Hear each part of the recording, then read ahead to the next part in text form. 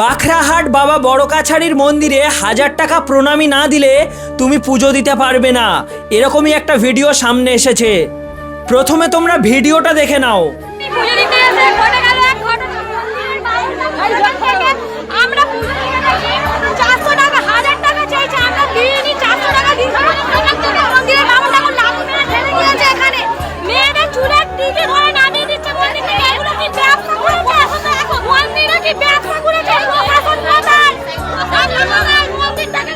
মন্দিরের ভগবানকে নিয়েও এরা ব্যবসা শুরু করে দিয়েছে।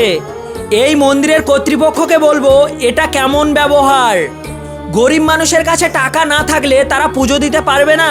পূজা দিতে গেলে ভক্তি লাগে জানি, এখন দেখছি টাকাও লাগবে। মন্দিরে পুজো দেওয়ার লাইন একটাই থাকা উচিত, কে গরিব কে ধনী ওখানে দেখার দরকার নেই, সবাই ভক্ত। আর আমার কাছে কথা হচ্ছে আমি টাকা দিয়ে কেন পুজো দেব? ওই লাইনে কিন্তু ভগবান দেখে না যে কার পকেটে কত টাকা আছে, ভগবান একটাই জিনিস দেখে কার হৃদয়ে কত ভক্তি আছে। আর ভক্তরা নিজের সামর্থ্য মতো যা পারবে সেটাই দান করবে। কোনো ভক্ত যদি 1 টাকা দেয় সেটাও প্রণামী, কোনো ভক্ত যদি 1000 টাকা দেয় সেটাও প্রণামী। কেউ যদি নাও দিতে পারে তার জন্য তার ভক্তিই যথেষ্ট। জোর জুলুম করে লুট করা হয়, প্রণামী নয়। আর এই মন্দিরের যারা ভক্তদের কাছ থেকে জোর জুলুম করে টাকা লুটছেন তারা এই পাপ কোথায় রাখবেন? ভিডিওটা ভালো লাগলে শেয়ার করে দেবেন, আপনার মূল্যবান মতামত কমেন্টে অবশ্যই জানাবেন।